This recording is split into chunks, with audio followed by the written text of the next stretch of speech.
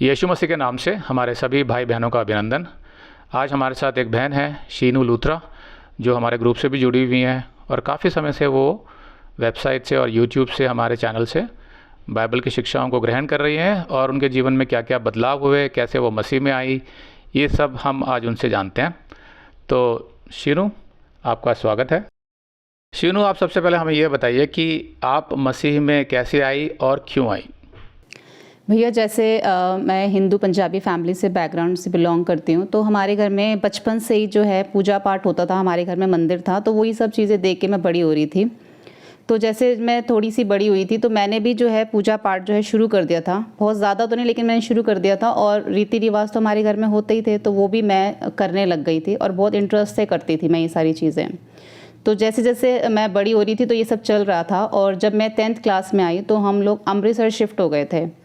तो अमृतसर जहाँ पे जो हमने घर लिया था ना, उसके साथ में एक मंदिर था और उस मंदिर की जो आवाज़ें हमारे घर में भी आती थी आरती के टाइम पे। तो मैंने भी वहाँ पे जाना शुरू कर दिया। मेरा थोड़ा इंटरेस्ट हो गया कि मुझे मंदिर जाना चाहिए, क्योंकि मेरे मन में कुछ सवाल होते थे और कुछ मेरा जो फैमिली बैकग्राउंड था, जैसे कि मेरे पेरेंट्स नहीं थे तो मैं अपनी दादी और चाचू के पास रहती थी। तो कुछ प्रॉब्लम्स हमारे घर में हर समय रहती थी, तो उस चीज़ से मैं थोड़ी परेशान रहती थी। तो इसलिए मैं अपना जो मन है भगवान की तरफ उस समय लगाना चाहती थी, ताकि मैं परेशान ना रहूं। तो इसलिए फिर मैंने मंदिर जाना उस टाइम शुरू कर दिया। कुछ सावन के व्रत भी मैं रखती थी, तो कुछ टाइम तक ऐसे चलता रहा।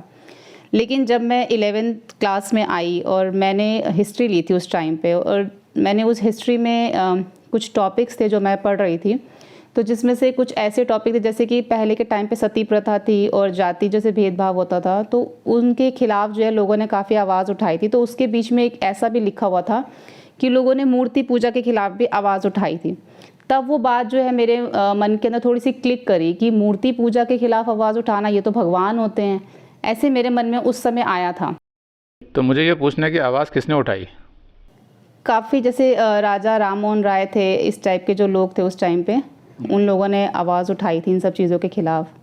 ठीक है, तो मैं दर्शकों को बताना चाहता हूँ कि बेसिकली इन कुरीतियों के विरुद्ध राजा राम मोहन राय ने आवाज़ तो उठाई थी, लेकिन इसकी जो शुरुआत करी थी वो विलियम कैरी ने करी थी, जो मिशनरी थे, जो ब्रिटेन से आए थे। जब उन्होंने देखा कि हिंदू धर्म में ये कुरीतियाँ हैं कि सती को जला दिया जाता है और विधवा का कोई लाइफ नहीं है, तो उनको जो कुरीतियाँ लगी वो बदलना चाहते थे। लेकिन जाहिर सी बात है कि हिंदू धर्म का विरोध होगा उसमें। तो उनके मित्र थे राजा राम मोहन राय, तो उनसे उन्होंने बात किया कि भाई ये सब चीज़ें गलत है। तो राजा राम मोहन राय सहमत हुए इस बात से, तो इसलिए उन्होंने विलियम कैरी का साथ दिया कि हाँ, ये कुरीतियाँ हिंदू धर्म में नहीं होनी चाहिए या इस देश में नहीं होनी चाहिए। अब समस्या ये है कि इतिहास की किताबों में राजा राम मोहन राय का नाम तो आ गया क्योंकि वो तो हिंदू थे, राजा थे, लेकिन जो विलियम कैरी जो क्रिश्चियन मिशनरी थे उनका नाम हटा दिया गया। उनका आपको किसी इतिहास में नाम नहीं मिलेगा, जो बिल्कुल अनुचित है, क्योंकि शुरुआत उन्होंने आकर करी थी, क्योंकि वो सच्चे परमेश्वर को जानते थे। राजा राम मोहन राय ने कभी भी यीशु मसीह को स्वीकार नहीं किया, लेकिन वो एक अच्छे इंसान थे और वो उनकी मदद करना चाहते थे कि हाँ, वो सहमत थे, तो उन्होंने किया था। तो ऐसे जो ये शीनू बोल रही हैं कि उन्होंने आवाज़ उठाई, तो फिर आगे क्या हुआ। तो तब मेरे मन में थोड़ा सा डाउट आ गया था मूर्तियों को लेके, और मुझे भी लगा कि शायद ये इनसे कुछ हो नहीं सकता है, तो ये मिट्टी की बनी हुई है।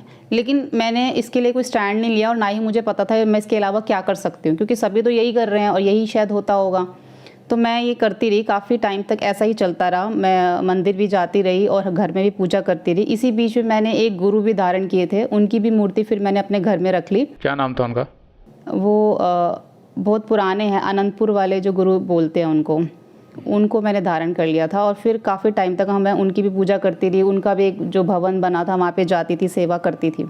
तो ऐसे चलता रहा काफ़ी टाइम। तो ये सब आप इसलिए करती थी कि आपका जीवन सुखमय हो जाए। हाँ, ये मैं इसलिए करती थी क्योंकि मेरी लाइफ में बहुत प्रॉब्लम्स थी, तो इसलिए मैं ये सब करती थी, शायद सब ठीक हो जाए। लेकिन मैं अपनी लाइफ में कोई चेंज देख नहीं रही थी, इससे कुछ भी नहीं हो रहा था। लेकिन उस समय भी आप सुखमय जीवन की आपको इच्छा तो थी, लेकिन क्या आप ये सोचते थे कि एक सृष्टिकर्ता तो होगा, एक परमेश्वर जिससे मैं मिलूं, उससे बात करूंगी, ये सब क्या है, ऐसा कुछ विचार था मन में। ये सब चीज़ें भैया बाद में मेरे मन में आई थी, पहले नहीं था ये सब कुछ मेरे मन में। तो ऐसे चलता रहा। और जब हम दिल्ली शिफ्ट हो गए 5 साल बाद के बाद, फिर हम दिल्ली शिफ्ट हो गए। वहाँ पे जिस गुरु को मैं मानती थी वो हमारे घर के पास ही उनका वो भवन था, लेकिन उसके सामने ना एक गुरुद्वारा था।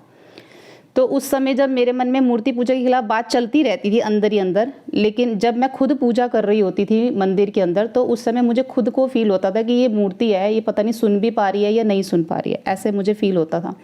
तो मैं फिर जब गुरुद्वारा जो हमारे घर के बिल्कुल पास में था, तो मैंने मन में खुद ही सोचा कि ये मूर्तियों से तो फिर भी ठीक है, मैं गुरुद्वारे चली जाती हूँ, वहाँ कोई मूर्ति तो नहीं है। तो फिर मैंने अपने आप ही जो है वो गुरुद्वारे जाना शुरू कर दिया, और काफ़ी लंबे समय तक जो है मैं वो गुरुद्वारे जाती रही फिर भैया, और ऐसे चलता रहा। इसी बीच मेरी शादी होगी, 2008 में मेरी शादी तो होगी। जब आप गुरुद्वारा जाते थे तो गुरुद्वारा से कुछ मिल रहा था आपको? नहीं, मिल नहीं रहा था वहाँ से भी, लेकिन ये मेरे अंदर एक थोड़ी सी सेटिस्फेक्शन हो गई थी कि यहाँ पे मूर्ति पूजा तो मैं नहीं कर रही हूँ। तो आपने सिर्फ मूर्ति पूजा का विकल्प ढूंढ लिया कि चलो यहाँ मूर्ति पूजा नहीं है, लेकिन उस टाइम आपके मन में कभी ये आया था कि भाई इस्लाम में भी नहीं होती मूर्ति पूजा? हाँ बिल्कुल, ये था इस्लाम में भी, लेकिन उस तरफ क्योंकि हम पंजाबी थे और बचपन में भी हम बहुत बार गुरुद्वारे जाते ही थे, तो सिर्फ इसलिए मेरे मन में उसी का ये आया था कि मैं गुरुद्वारे जाऊँ। और जब मैं गुरुद्वारे के अंदर जाती थी वहाँ तो मुझे बहुत अच्छा लगता था, लेकिन जब मैं बाहर आती थी फिर वही नॉर्मल लाइफ होती थी। और जो फिर मेरा गुरुद्वारे जाना जब बहुत ज़्यादा बढ़ गया ना, और फिर जो उनके पाठ होते हैं वो फिर मैं अपने घर में करने लग गई, और वो बहुत ज़्यादा हो गए मेरी लाइफ में। मैं रात को भी उठ रही हूँ 3 बजे, 4 बजे, 2 बजे, तो बस मैं पाठ ही करे जा रही हूँ, ये चीज़ बहुत बढ़ गई थी। उस पाठ का कोई मतलब समझ आता था नहीं, आपको? उसका मुझे कोई मतलब समझ में नहीं आता था, और उसको मैं समझना भी चाहती थी लेकिन मुझे समझ नहीं आता था। और इसी बीच जब 2008 में मेरी शादी हो गई, तो आपने किसी से पूछा नहीं गुरुद्वारा में कि इसका मतलब हाँ क्या है? वो सब मैंने बाद में, ये सब हुआ, ये सब मेरे जीवन में बाद में ऐसा हुआ जब शादी हो गई। उसके बाद शादी के बाद भी कुछ प्रॉब्लम्स जब मेरे लाइफ में आई, तो उसके बाद जाके मेरे मन में कुछ ऐसे सवाल आने लग गए कि इतना ज़्यादा दुख मेरे जीवन में क्यों है। इनकी शादी से पहले भी मेरे जीवन में इतनी प्रॉब्लम्स थी, अब शादी हो गई है, कुछ टाइम तक तो अच्छा था, लेकिन उसके बाद फिर से इतनी सारी जो परेशानियाँ जीवन में शुरू हो गई हैं। तो अब मेरे मन में उस समय आने लगा था कि मुझे परमेश्वर ने बनाया ही क्यों है, जब इतने ज़्यादा दुख मुझे देखने थे। और ये सबसे बड़ा जो क्वेश्चन मेरे मन में आता था वो यही था कि ये पृथ्वी क्यों बनी है, इसको बनाने की क्या ज़रूरत थी, कौन है जो इसको सब कुछ देख रहा है, कर रहा है, और इतने दुख, संसार में इतने दुख क्यों है। ये सब मेरे मन में बहुत क्वेश्चंस आने लग गए। फिर मैं अकेले बैठे यही सोचती रहती थी। और फिर जो मैं पाठ करती थी ना भैया, उस समय मुझे लगा कि जो पाठ में लिखा हुआ है इसका मीनिंग भी मुझे पता चलना चाहिए। इसको तो जस्ट मैं पढ़ रही हूँ, 2-4 लाइनें मुझे समझ आ रही है, लेकिन जो डीपली मीनिंग है, परमेश्वर हमसे क्या कह रहा है, वो मुझे समझ में नहीं आ रहा। अगर उसने हमें बनाया तो हमसे ज़रूर वो कुछ कहता भी होगा। तो ये सारी बातें जो हैं वो मेरे मन में आने लग गई थी। फिर मैंने सोचा मैं गुरुद्वारे जाती हूँ और वहाँ पे जितने भी वो जो पाठी वगैरह बैठे होते हैं, मैं उनसे पूछती हूँ कि इसका मीनिंग क्या है। तो मैंने जाके उनसे बात करी, उन्होंने कहा ठीक है हम आपको समझाएंगे। पर मैं नेक्स्ट डे जब गई, 1-2 दिन गई, तो उनका बिहेवियर अच्छा नहीं था। तो फिर मैं घर आ गई, और घर रास्ते में ही मैं थोड़ा सा रोने लग गई कि मुझे तो इन सब सवालों के जवाब मिल ही नहीं पाएंगे, किसी के पास है ही नहीं इन सवालों के जवाब। तो घर आके तो मैं और भी ज़्यादा रोई कि मतलब मुझे लगता है मेरा जीवन ऐसे ही चलता रहेगा। तो ये सब चीज़ चली जा रही थी। तो और इसी बीच मेरे जो फादर इन लॉ थे, जो इंग्लैंड रहते थे, 10 साल वहीं पे वो रहे थे, और 10 साल के बाद जब वो वापस आए तो वो मुस्लिम बन चुके थे। और मुस्लिम बनने के बाद जब वो वापस आए तो जो मेरे हस्बैंड थे वो उनकी तरफ ज़्यादा प्रभावित हो रहे थे। उनके साथ जो मुस्लिम की जो वीडियोस थी वो देखने लग गए और मस्जिद जाने लग गए उनके साथ। तो वहाँ पे मैं थोड़ी सी और ज़्यादा परेशान हो गई कि मैं तो गुरुद्वारे जा रही हूँ और मेरे हस्बैंड अब मस्जिद जा रहे हैं, तो मेरा बेटा कौन से धर्म में गिना जाएगा। इस चीज़ को लेके मैं बड़ी परेशान होने लग गई। और फिर मैंने ये बात बोली एक जगह पे अपने घर पे बैठ के, ऐसी कोई जगह है जहाँ पे हम दोनों जा सकते हैं। इसी बीच फिर मेरे फादर इन लॉ का 10 डेज़ आई थिंक, इस 10-15 दिन के बाद उनका एक्सीडेंट हो गया। हमारे घर में काफ़ी रिश्तेदार आए उनको देखने के लिए। उसी बीच एक भैया भाभी हमारे घर में आए जिन्होंने हमें यीशु के बारे में बताया, लेकिन उन्होंने हमें ये नहीं बताया था कि यीशु ही सच्चा परमेश्वर है। और ऐसा उन्होंने सुसमाचार नहीं सुनाया था। वो अपने टेस्टमनी बता रहे थे कि ऐसे ऐसे वो बीमार रहते थे और ठीक हो गए। ऐसे हम चर्च जाते हैं और वहाँ पे एक प्रार्थना लिखी होती है, अगर आप वो पढ़ोगे तो आपको सब कुछ मिल जाता है, जो मांगो वो मिल जाता है। तो ये चीज़ मुझे थोड़ी सी लग गई, क्योंकि उस समय भी मैंने अपने बारे में तो नहीं सोचा, लेकिन मेरा जो रियल ब्रदर है उनकी शादी को 4 इयर्स हो चुके थे और कोई बेबी नहीं था। तो मैंने सोचा ठीक है हम वहाँ चले जाते हैं, तो वहाँ पे जो मांगो मिल जाता है, तो हम चले जाते हैं। तो ये सोच के मैं अपने भाई और भाभी को ले गई और मेरे साथ मेरे हस्बैंड भी गए। वहाँ जाने के बाद जब हम वहाँ पे फर्स्ट टाइम हम गए तो हमें अच्छा लगा वहाँ पे जाने के बाद, क्योंकि वहाँ पे जो आराधना हो रही थी बहुत अच्छी हो रही थी और हमें वो बहुत ही टच कर गई, क्योंकि मैंने ऐसा माहौल कभी देखा नहीं था। बहुत अच्छा लगा। तो उसके बाद मैंने और मेरे हस्बैंड डिसाइड किया कि हम लोग जो है वो चर्च में आया करेंगे, और मेरे भाई और भाभी ने उन्होंने आना छोड़ दिया कुछ टाइम के बाद। तो इस तरीके से हम जो हैं यीशु तक जो है वो पहुँचे। लेकिन उस समय तक हमें ये नहीं पता था कि यीशु ही सच्चा परमेश्वर है, किसने सुसमाचार नहीं सुनाया था हमें भैया। तो चर्च में नहीं सुनाया कभी? चर्च में ऐसे नहीं बताया था, मतलब जैसे कि वचन बताया जाता था ना, तो उसके बीच में हमें धीरे धीरे समझ में आने लगा था कि यीशु ही है जो हमारे पापों के लिए मरा है और हर मनुष्य जो है पापी है। ये बाद में धीरे धीरे समझ आने लगा था कि पर्टिकुलर किसी ने बैठ के नहीं बताया था कि यीशु ही जो है हमारे पापों के लिए मरा है। तो वो एक चीज़ है कि अगर आपने नोट किया हो कि हम अपनी मिनिस्ट्री में जो संदेश देते हैं उसमें हर संदेश में मैं कोशिश करता हूँ कि सुसमाचार को स्पष्ट कर दिया जाए कि एक ही परमेश्वर है, एक ही सृष्टि करता है और उसी ने हमारे पापों का दंड भुगता है, दूसरा कोई नहीं है, कोई धर्म नहीं है। ये हर संदेश में इसलिए स्पष्ट किया जाता है क्योंकि हो सकता है जो सुनने वाला वो पहली बार सुन रहा हो, नया हो वो, तो उसको ये बात शुरू से समझ आ जाए। तो फिर यहाँ से आपका जो मसीही सफ़र है वो किस दिशा में गया? उसके बाद भैया फिर हम लोग चर्च जाने लग गए, लेकिन फिर भी मैं रेगुलर नहीं जाती थी क्योंकि मैं भी जॉब करती थी, मेरे हस्बैंड भी, और हम ट्यूशन्स भी लेते थे, थोड़ा बिजी रहते थे। तो हम कभी कभी जाते थे संडे को। मैं थोड़ा ज़्यादा जाती थी, मेरे हस्बैंड थोड़ा कम जाते थे, और बाइबल भी मैं बहुत ज़्यादा उस समय नहीं पढ़ती थी। तो थोड़ा बहुत जो हमें पता चलता था वो चर्च में जाके जो मैं प्रचार सुनती थी उसी से पता चलता था, लेकिन बहुत ज़्यादा गहरा ज्ञान वहाँ पे नहीं दिया जाता था। मैं जस्ट जाती थी और वचन सुन के आ जाती थी, और किसी से ज़्यादा बातचीत नहीं। ये 2 साल तक तो मैं ऐसे ही जाती रही वहाँ पर। तो उन 2 सालों में जीवन में क्या बदलाव आया? 2 सालों में भैया थोड़ा सा ये कि थोड़ा सा यीशु के बारे में पता चला कि यीशु कौन और उसने हमारे लिए क्या किया है। और वैसे अगर मैं अपने व्यवहार में कहूँ या अपने परिवार में कहूँ तो ज़्यादा बदलाव मैंने नहीं देखा था उस समय। लेकिन उन 2 सालों में ये बात क्लियर हो गई थी कि दूसरा कोई परमेश्वर नहीं है? हाँ, ये बात क्लियर हो गई थी कि यीशु ही परमेश्वर है। क्योंकि जब चर्च में हम जाते थे ना तो वहाँ पे जो प्रचार होता था वो थोड़ा मोटिवेशनल ज़्यादा प्रचार होता था, और उसको सुनने के बाद लगता था कि हाँ यीशु सब कुछ कर सकता है। ये ही बातें जो ज़्यादा वहाँ पे बताई जाती थी। तो वो एक प्रॉब्लम है हमारे देश के चर्चों में कि वो उसको मोटिवेशनल स्पीच बना देते हैं, संसार से जोड़ देते हैं कि संसार की आपकी जितनी भी प्रॉब्लम्स हैं, जितनी भी इच्छाएं हैं, आपकी महत्वाकांक्षाएं हैं, वो सब यीशु पूरी करेगा। तो इस तरह की जो शिक्षाएं होती हैं वो सच्ची मसीहत नहीं है। उसकी वजह से वो मसीह जो है उसके अंदर वचन जाता नहीं है पूरा। तो जीवन की जब आंधियाँ आती हैं तो फिर लड़खड़ा जाता है और फिर कन्फ्यूज़ हो जाता है वो। तो फिर आगे क्या हुआ? तो जैसे मैं इतनी ज़्यादा पक्की तो नहीं थी मसीहत में, और ना ही मेरे हस्बैंड जाते थे चर्च, और वो बहुत जल्दी बैप्टाइज भी हो गए थे, लेकिन वो इतना स्टैंड नहीं लेते थे, और ना ही वो बाइबल पढ़ते थे, ना वो प्रार्थना करते थे। तो कई बार जब लाइफ में फैमिली के अंदर कोई ऐसी सिचुएशन आती थी जहाँ मुझे यीशु के लिए स्टैंड लेना चाहिए, तो कई बार मैं ले लेती थी और कई बार मैं नहीं लेती थी क्योंकि मैं अकेली भी थी। आपने बपतिस्मा ले लिया था उस समय?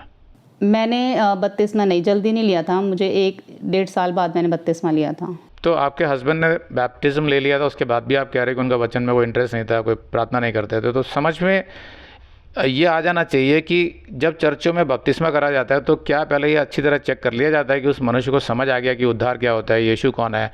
इसलिए हम कहते हैं कि पहले रुक जाओ, जो चर्च में आ रहा है उसको सीधा बपतिस्मा मत दीजिए, पहले देख लीजिए कि उसको कितना समझ आया है। ये जिम्मेवारी होती है हर उस मनुष्य की जो वो मिनिस्ट्री चला रहा है।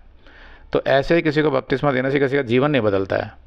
बिल्कुल भैया, क्योंकि वहाँ पे इतने ज़्यादा गहराई से बपतिस्मा के बारे में समझाया नहीं जाता था। वो सिर्फ इतना बोलते थे कि इस दिन बपतिस्मा है, जो लेना चाहता है वो ले ले, और ये भी कहा जाता था कि बपतिस्मा लेना ज़रूरी है, इस टाइप से जो है बोला जाता था। तो फिर उनको आशीष, उस टाइम मेरे हस्बैंड को अच्छा लगा और उन्होंने बिना सोचे समझे ले लिया। उन्होंने मुझे भी बोला, लेकिन मैंने कहा मुझे थोड़ा टाइम चाहिए इस चीज़ के लिए, तो मैं एकदम से नहीं ले सकती। ओके। तो मैंने 1 साल बाद लिया था। फिर क्या हुआ आगे? फिर ऐसे ही जो है भैया वो चलता रहा, हम चर्च जाते रहे और सुनते रहे, और लेकिन मुझे अपनी फैमिली में चेंज नहीं लग रहा था, क्योंकि जैसे मैं वहाँ पे टेस्टमनी सुनती थी ना लोगों की, तो उसके बाद मैं घर आके सोचती थी कि मेरे जीवन में तो ऐसा कुछ भी नहीं हो रहा है, तो मैं भी जो है इस तरीके से मेरे जीवन में ही बदलाव है। क्योंकि उसके बाद हमारी परेशानियाँ और भी बढ़ गई थी, तो कहीं ना कहीं मैं थोड़ी सी परेशान इस चीज़ के लिए रहती थी। तो ऐसे ही चलता रहा भैया काफ़ी टाइम तक। तो हुआ ये कि पहले आप हिंदू धर्म में थे, उससे आप सेटिस्फाई नहीं थे, फिर आप गुरुद्वारा गए, उससे भी आप सेटिस्फाई नहीं हुए, अब चर्च गए, लेकिन उसमें भी आपने देखा कि कुछ ज़्यादा फ़र्क नहीं आ रहा लाइफ में। तो फिर उसके बाद मानसिक अवस्था क्या हो गई थी? आगे भैया ऐसे ही चल रहा था। फिर इसी बीच मेरी एक दीदी हैं जो मेरी कज़न है, उन्होंने मुझे आपकी वीडियो भेजी थी देखने के लिए। लेकिन क्यों? शायद वो मेरे मैंने ही उनको सुसमाचार सुनाया था, और वो मेरे काफ़ी 4 साल बाद वो मसीहत में आई थी, और मैं इसी बीच मेरा छोटा बेटा भी हो गया था, तो मैं काफ़ी बिजी रहती थी, और वो अभी नई नई मसीहत में आई थी। तो हो सकता है वो कुछ फाइंड कर रही हो यूट्यूब पे, तो उनको आपकी वीडियो दिख गई हो, तो उनको अच्छी लगी हो, तो उन्होंने मुझे भी भेजी हो। तो आप उस समय यूट्यूब पे दूसरे वीडियोस भी देखते थे क्या, ये प्रचार से संबंधित? उस समय मैं नहीं देखती थी, बस एक आधा कभी कभी देखती थी, क्योंकि उस समय मेरे पास ऐसा फ़ोन भी नहीं था, और जब मेरा बेटा होने वाला था उसके बाद मुझे ऐसा फ़ोन मिला था, तो उस समय मैं नहीं देखती थी, कोई एक आधा देखती थी, और मेरे पास टाइम भी नहीं होता था इतना देखने के लिए। तो दीदी ने मुझे एक बार वो वीडियो भेजी थी आपकी। जब मैंने भैया आपकी वीडियो देखनी शुरू करी, जब दीदी ने भेजी मुझे, और फर्स्ट वीडियो जब मैंने आपकी देखी तो मुझे इतनी ज़्यादा समझ में नहीं आई, कुछ थोड़ी सिंपल भी थी वो, और आप वो थोड़ा सीरियस होकर भी बोल रहे थे उसमें, तो मैंने कहा ऐसी वीडियो देखने के लिए तो बहुत ज़्यादा, थोड़ा सीरियस होकर ही बोलता हूँ आज भी। हाँ, तो मुझे ऐसा लगा कि ये थोड़ी बोरिंग भी लगी मुझे उस टाइम पे, और मैंने कहा कि ये इसको समझने के लिए बहुत ज्ञान चाहिए, मेरे तो सिर के ऊपर से ही निकल रही है ये सारी बातें। तो मैं दीदी को भी बोलती थी, मैंने कहा दीदी अगर जोसेफ पॉल की वीडियो देखनी है ना तो बहुत ज़्यादा नॉलेज होनी चाहिए, मेरे को तो कुछ समझ में नहीं आता उनकी वीडियो का, लेकिन फिर भी दीदी देखती थी। मैंने नहीं देखी, मैंने छोड़ दी कुछ टाइम तक, लेकिन मुझे नहीं पता दोबारा ऐसे क्या हुआ, सामने आ गई या दोबारा दीदी ने भेजी। तब आशीष जो आपके हस्बैंड है वो देखते थे क्या हमारे वीडियोस? नहीं भैया, उस समय पे आशीष वीडियोस नहीं देखते थे, और ना ही वो प्रार्थना करते थे, ना वो बाइबल पढ़ते थे। ठीक है, तो फिर आगे क्या हुआ? तो मेरे सामने फिर से शायद आपका वीडियो आया होगा, या फिर दीदी ने भेजा होगा, तो फिर मैंने देखा, और उस समय में मुझे वो समझ में आया, मुझे याद नहीं है वो कौन सा वीडियो था, लेकिन था, थोड़ा इंटरेस्ट बन गया था मेरा वो वीडियो देखने का। तो उसके बाद आपकी वीडियोस जो है फिर अपने आप ही सामने आने लग गई थी। कुछ ऐसे टॉपिक थे जैसे पैर छूना, दिवाली और मुंडन, ऐसे जो टॉपिक थे जो एक हिंदू फैमिली से बिलोंग करते थे वो टॉपिक्स। तो मैंने सोचा कि मुझे ये सब देखने चाहिए, क्योंकि जब हम चर्च जाते हैं ना, इतनी ज़्यादा गहराई से ये बातें नहीं बताई जाती, वहाँ पे ज़्यादा यही होता है कि यीशु हमारे लिए ये कर सकता है या वो कर सकता है। तो इनको भी मैं जानना चाहती थी कि एक मसीह जीवन जो होता है वो कैसा होना चाहिए, कौन सी चीज़ें हैं जो एक मसीह कर सकता है और कौन सी नहीं कर सकता। तो ये सारा जो ज्ञान है, ये सारी जो नॉलेज है, मुझे आप ही की वीडियो से मिली थी मुझे। तो इसके साथ साथ भैया और भी वीडियोस थी जो मैंने आपकी देखी थी, जैसे कि अन्य भाषा वाली और ये स्त्री प्रचारक वाली, ये ऐसे भी टॉपिक जो आपने बनाए थे ना, वो भी मैंने देखी थी। लेकिन मुझे कुछ समझ, मैं ये नहीं कहूँगी मुझे पूरी तरह समझ में आया था, लेकिन कुछ मुझे समझ में आया था, लेकिन उस चीज़ के लिए मैं स्टैंड नहीं ले पा रही थी, क्योंकि ये चीज़ें मैं अपने चर्च में भी देख रही थी जो आप समझा रहे थे, लेकिन मैं ऐसा नहीं कर पा रही थी कि मैं ये सब चीज़ चर्च को छोड़ दूँ। तो भैया तब मैं इन सब चीज़ों पे स्टैंड नहीं ले पाई, तो मैंने कहा ठीक है, कोई बात नहीं, शिक्षा तो अच्छी दे रहे हैं, क्योंकि उस टाइम पे मैं इतनी भी नहीं बड़ी हुई थी कि मैं ये भी जज कर पाऊँ कि ये सही बता रहे हैं कि नहीं बता रहे हैं। तो मैं जाती रहती थी चर्च, कभी चले गए कभी नहीं चले गए, और कभी कभी रेगुलर भी जाती थी मैं। तो ऐसे ही वो चलते जा रहा था। लेकिन आपकी वीडियो देखने के बाद जो मैंने अपने चर्च में देखा था कि मेरे अंदर जो बदलाव नहीं आ रहा था, वो मैंने अपने अंदर बदलाव जो है महसूस किया था आपकी वीडियो देखने के बाद, और ये चीज़ मेरे हस्बैंड ने भी नोटिस करी थी कि मेरे अंदर जो है वो चेंज आ रहा है। तो ये जो है मुझे आपकी वीडियो देखने के बाद लगा। कैसे चेंजेस थे, कुछ थोड़ा आइडिया? हाँ, मेरे व्यवहार से रिलेटेड, जैसे कि एकदम से ज़्यादा गुस्से में आ जाना, ज़्यादा हाइपर हो जाती थी, छोटी छोटी बातों पे मुझे गुस्सा आता था।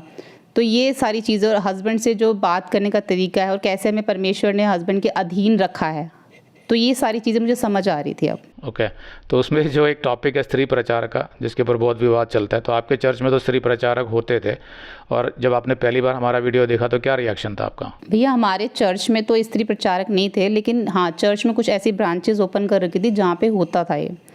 तो जब मैंने आपकी वीडियो देखी थी तो मुझे समझ में तो आ गया था कि स्त्री प्रचारक जो है वो नहीं होनी चाहिए, पुलपिट से जो है स्त्री प्रचार नहीं कर सकती, वैसे जो है वो महिला मिनिस्ट्री या बच्चों की कर सकती है, लेकिन मैं इसके लिए कुछ ऐसे स्टैंड नहीं ले पा रही थी, मैं फिर भी चर्च जाती थी।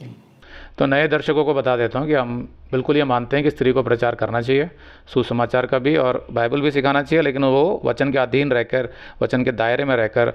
वो किसको सिखाना चाहिए? एक स्त्री को दूसरी स्त्रियों को, लड़कियों को और बच्चों को सिखाना चाहिए, या फिर कोई अपने घर में जो बुजुर्ग होते हैं, चाहे वो पुरुष हों चाहे स्त्री हों, जिनकी उम्र ज़्यादा हो चुकी है, उनको आप बता सकते हैं। लेकिन चर्च में खड़े होकर पुलपिट से प्रचार करना, जहाँ बहुत सारे पुरुष भी बैठे हैं, यंग लड़के बैठे हैं, उसके लिए बाइबल अनुमति नहीं देती है। चर्च में जैसे पहले कुरिन्थियों के 14वें अध्याय के 34वें आयत में लिखा है कि वो चुप रहने की आज्ञा दी गई है।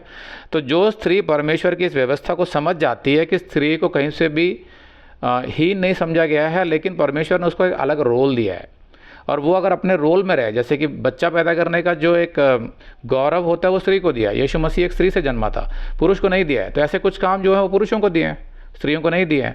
ऑर्डर जो बनाया फैमिली का वो वैसे ही चलता है। तो जो उसको स्वीकार करता है उस स्त्री को आशीषें मिलती है। तो आपको ये सब बातें समझ में आने लग गई? हाँ, ये सब चीज़ें मुझे समझ में आ रही थी।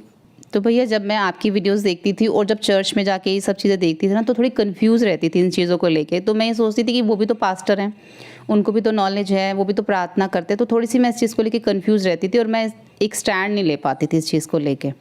तो फिर हमारे जो वीडियोस की जो शिक्षाएं हैं वो अलग थी थोड़ी आपके चर्च से, तो थोड़ा बताएंगे उसके बारे में। जैसे कि सबसे पहला तो हम सिखाते हैं कि उद्धार खो नहीं सकता, तो आपके चर्च में क्या सिखाते थे वहाँ पे? भैया जो उद्धार वर्ड है ना, वो मैंने कभी चर्च में सुना ही नहीं था। वहाँ पे सिर्फ ये बोला जाता था कि अगर आप आज्ञाकारिता में नहीं चलोगे, परमेश्वर की अगर आपने एक भी आज्ञा नहीं मानी, तो आप स्वर्ग नहीं जा सकते, यीशु मसीह आपको अपने साथ लेके नहीं जाएगा। तो ये जब चीज़ मैं सुनती थी तो थोड़ा डर जाती थी। मतलब एक भी आगे का मतलब अगर आप बाकी मानते हो लेकिन एक छोड़ देते हो, जैसे क्योंकि वो जैसे मूसा के उसमें लिखा हुआ था कि अगर आप एक आज्ञा नहीं मानते तो समझ लो आपने सारी तोड़ दी। उस आधार पर ये बनाते थे, वो डॉक्ट्रिन बनाते थे। जो मैंने बताया वो अपने संदेशों में, वो पुराने नियम को नए नियम के साथ जो मिक्स करने की कोशिश करते हैं, वो सही शिक्षा नहीं होती है। हाँ, तो ऐसे ना मैं कई बार बहुत दुखी हो जाती थी। एक बार तो उन्होंने साफ ही बोल दिया था, अगर एक भी आज्ञा नहीं मानी तो आप स्वर्ग नहीं जा पाओगे। तो उद्धार वर्ड वहाँ पे यूज़ नहीं होता था। ओके, तो जहाँ पर ये सारी बातें ज़रूरी हैं कि प्रार्थना करना है, वचन में बढ़ना है, तभी एक उसकी आत्मिक उन्नति होती है एक मसीह की। लेकिन किसी कारणवश वो संसार के दबाव की वजह से या विश्वास की कमी की वजह से अगर वो ऐसा नहीं कर रहा है, तो इस तरह की शिक्षाएं जो शीनू के चर्च में दी जाती थी, वो उसके दिल में डर पैदा करती है हमेशा।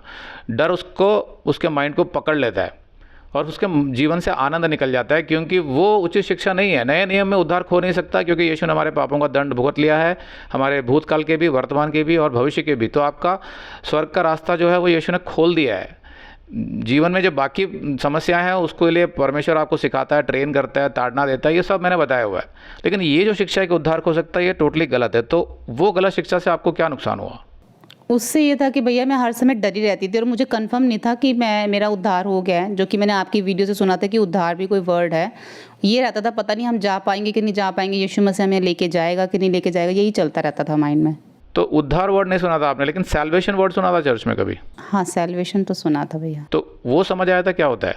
हाँ, सैल्वेशन यही, उसमें भी यही बताते थे कि आपको जो है तभी जा पाओगे जब आपको यीशु अपने स्वीकार कर लेगा कि आप बिल्कुल सही तरीके से चल रहे हो, तभी आपका सैल्वेशन होगा। तो फिर वो एक तरीके से कर्म प्रधान बना देते हैं उसको, बेस्ड ऑन वर्क्स, कि आप बहुत पवित्र जीवन जियोगे तो यीशु आपको स्वीकार करेगा। लेकिन ऐसा है नहीं। मन फिराव, रिपेंटेंस, जो यीशु ने बोला था मरकुस 1:15 में कि परमेश्वर का राज्य निकट है, मन फिराव, मन फिराव से ही वो मसीह में आ जाता है और उसका उद्धार हो जाता है। तो फिर हमारी शिक्षाओं से आपका डर कैसे निकला? फिर जब आपकी वीडियोस देखने लग गई थी और धीरे धीरे समझ आया कि उद्धार होता है, वो खो नहीं सकता, फिर काफ़ी टाइम बाद जाके भैया ये सब थोड़ा सा डर निकला था कि उद्धार खो नहीं सकता। लेकिन आपने स्वीकार क्यों किया? क्योंकि ऐसा भी तो हो सकता है कि आप सोचें कि भाई अगर किसी को बता दोगे कि उद्धार खो नहीं सकता, फिर तो वो पापों में जिएगा, तो ये बात सही कैसे हो सकती है? हाँ भैया, जैसे मैं आपकी वीडियो जो देखती थी ना, तो इसमें मैं ये नहीं कहूँगी एकदम से मैंने ये सोच ही लिया था कि उद्धार खो नहीं सकता। बहुत ज़्यादा टाइम लगा था। मेन जो एकदम पक्का डिसीज़न जो मेरे मन में आया था कि जब मैंने पूरा विश्वास तभी किया है जब मेरे हस्बैंड भी इस चीज़ में आगे बढ़ने लग गए। उन्होंने भी जब वीडियोस देखनी शुरू कर दी और जब उन्होंने मुझे समझाया, काफ़ी चीज़ों को समझाया, और फिर हमने दोबारा आपकी वीडियोस जब देखी ना, उसके बाद जाके मेरा धीरे धीरे विश्वास पक्का हुआ था। ओके, तो मुझे ये जानना है कि आपके हस्बैंड क्यों देखने लगे? मतलब वो तो पहले देखते नहीं थे। हाँ भैया, मैं तो देखती थी, तो हर समय मैं देखती रहती थी, चलती रहती थी।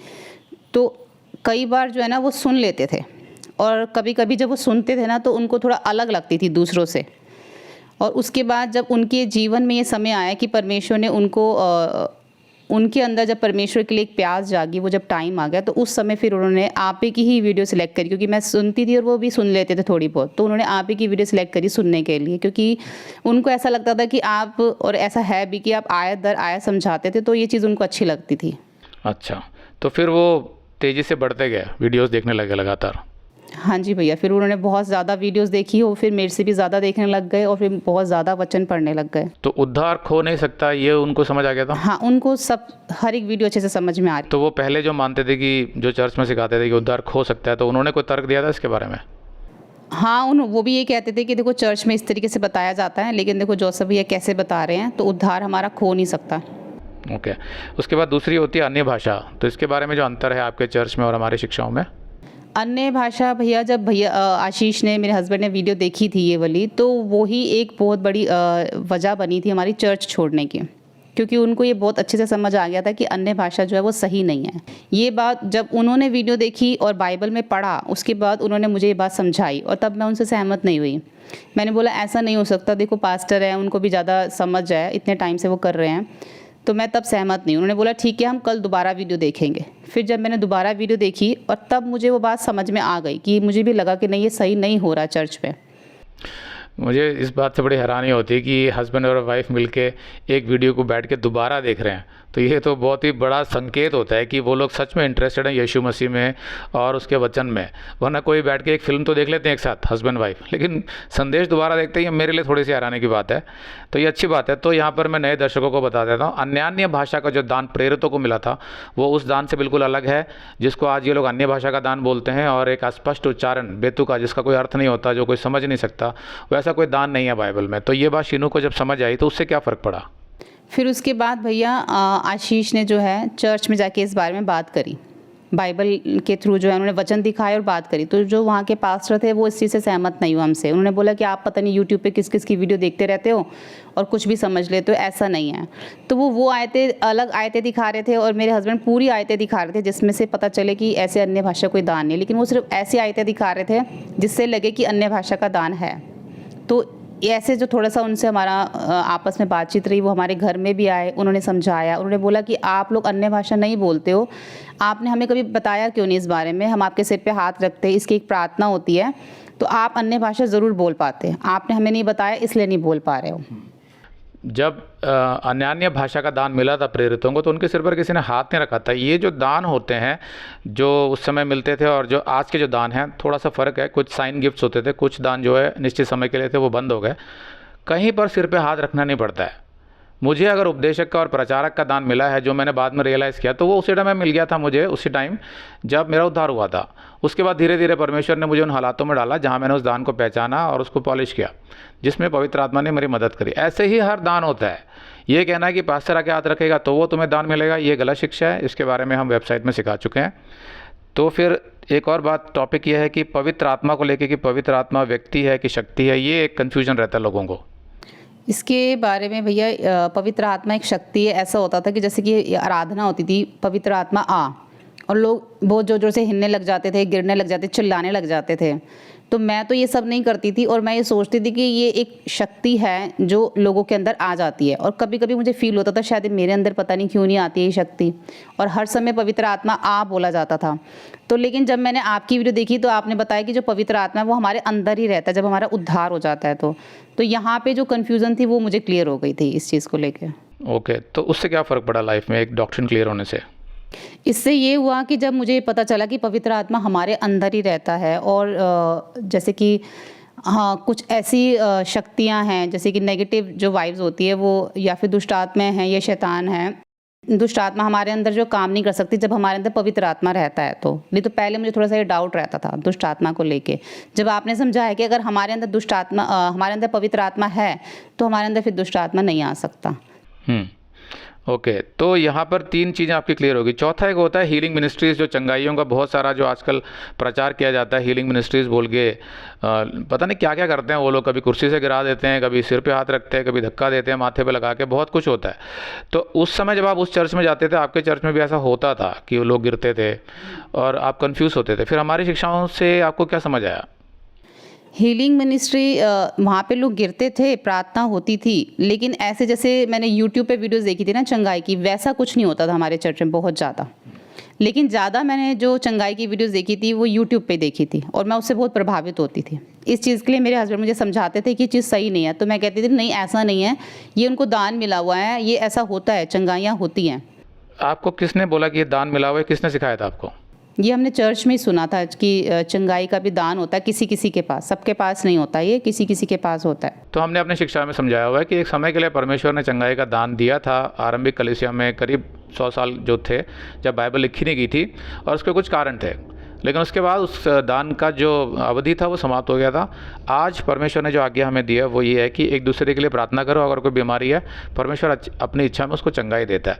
लेकिन उसको बिजनेस बना लिया गया है और हज़ारों की संख्या में भीड़ इकट्ठी करके ये सब जो स्टेज पे सेटअप करके एक ड्रामा किया जाता है, वो सारी गलत शिक्षाएं हैं। तो आशीष जो आपके हस्बैंड हैं, शायद वो हमारी शिक्षाओं को समझ गए थे, लेकिन आप एग्री नहीं कर रहे थे। नहीं। फिर आपने एग्री कब किया? मुझे हर चीज़ के लिए वो दोबारा वीडियो दिखाते थे, हम लोग सुनते थे बैठ के, और जब वो बाइबल से मुझे दिखाते थे तब जाके भी फिर मैं एग्री हो जाती थी, उनके साथ सहमत हो जाती थी। ओके। तो कहने का मतलब है कि ये चारों डॉक्ट्रिन्स आपके क्लियर हो गए। और उसके बाद फिर एक और बात होती है जो आपने मुझे बताया था, आपके जीवन में मेडिक्लेम के लिए आपने मना कर दिया। तो ये तो तब हो रहा था जब आप हमारे वीडियोस भी देख रहे थे और हमने बताया था कि डॉक्टर्स भी परमेश्वर की इच्छा में है। ये हमने ये यूट्यूब पे सुना था किसी बहुत फेमस प्रचारक के लिए, अगर आप यीशु पे विश्वास करते हैं तो आपको मेडिक्लेम करवाने की ज़रूरत नहीं है। तो उस टाइम फिर से हम कंफ्यूज हो गए थे एक बार, क्योंकि उस समय रीन्यू करवाने का टाइम था हमारा। लेकिन जो हमने संदेश दिए थे जितने भी मेडिसिन के ऊपर, डॉक्टर्स के ऊपर, और मैंने इस बात में भी संदेश दिया था कि आप फिक्स डिपॉजिट भी करा सकते हैं जो एक मिनिमल इंटरेस्ट देता है आपको, वो जायज़ है। तो वो संदेश भी दिया हुआ था।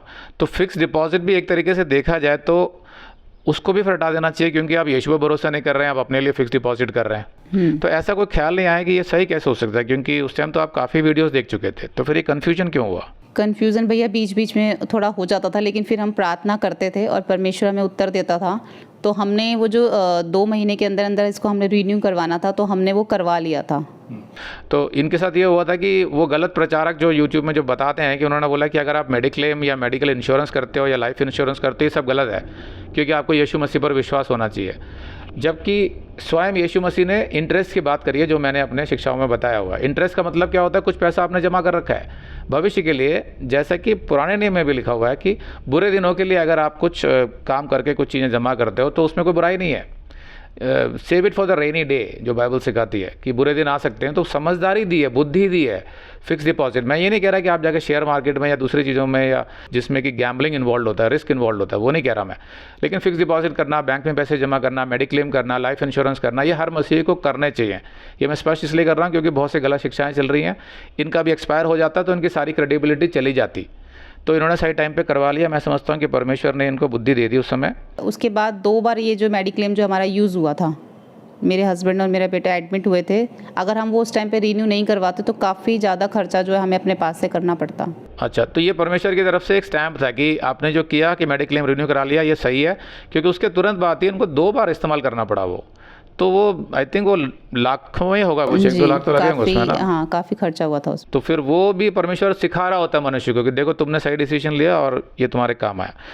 तो ये सारे डॉक्ट्रिन्स थे जो आपके सारे क्लियर हो गए। तो सवाल ये है कि एक तरफ चर्चों में जो लोग जाते हैं एक भावनात्मक सेटिस्फैक्शन के लिए कि वहाँ पर बड़ी अच्छी आराधना हो रही है, वचन को इस तरीके से बताया जाता है कि आपकी भावनाएं बहुत उत्सुक हो जाती हैं, बहुत उत्तेजित हो जाती हैं। फिर आप माहौल देखते हैं कि पता नहीं शायद लोगों को कुछ मिल रहा होगा, कुछ गिर रहे हैं, कुछ लोग यहाँ पे, कुछ लोग चिल्ला रहे हैं, तो कुछ हो रहा है। पवित्र आत्मा जब आता है, पवित्र आत्मा परमेश्वर है, और परमेश्वर का आत्मा जब आता है वो व्यवस्थित परमेश्वर है। जैसा पहले कुरिन्थियों को 14:40 में लिखा है, is a God of order.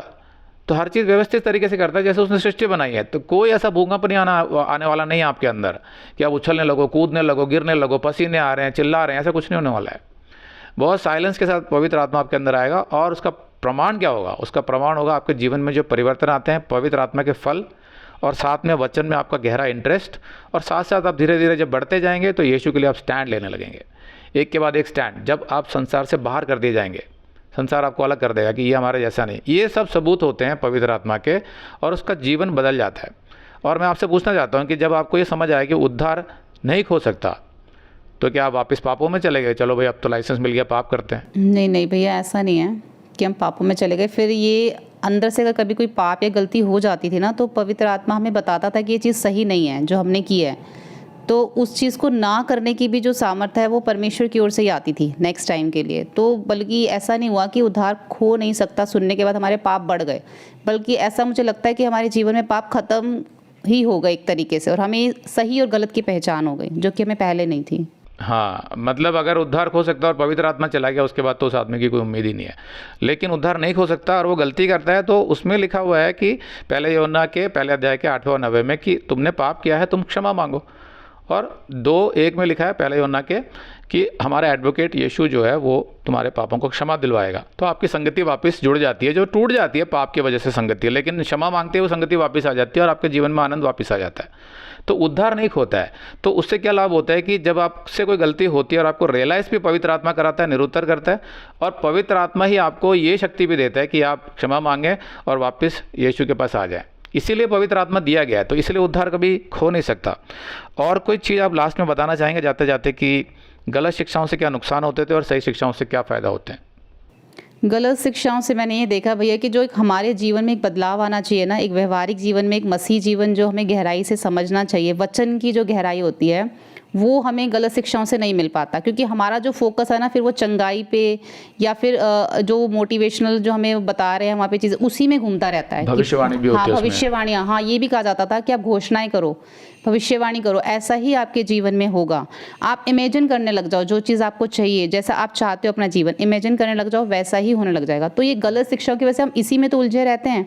लेकिन सही शिक्षाओं में क्या है कि हम वचन की गहराई में जाएंगे, हमें ये पता चल जाता है कि जितना ज़्यादा हम वचन की गहराई में जाते हैं, परमेश्वर अपने आप ही हमारे जीवन में जो है बदलाव लाने लग जाता है। हमारे जीवन में जो जिन जिन चीज़ों की हमें ज़रूरत है वो काम जो हमारे जीवन में होने लग जाते हैं और हमारे व्यवहार में भी चेंजेस आते हैं। हाँ, तो कहीं ना कहीं ये जो शैतान की तरफ से जितने भी ये चीज़ें बनी हुई है, लॉ ऑफ अट्रैक्शन हो गया या आर्ट ऑफ लिविंग हो गया, ये सब परमेश्वर की ओर से है नहीं, क्योंकि जो वचन है परमेश्वर का वो सब कुछ स्पष्ट करता है।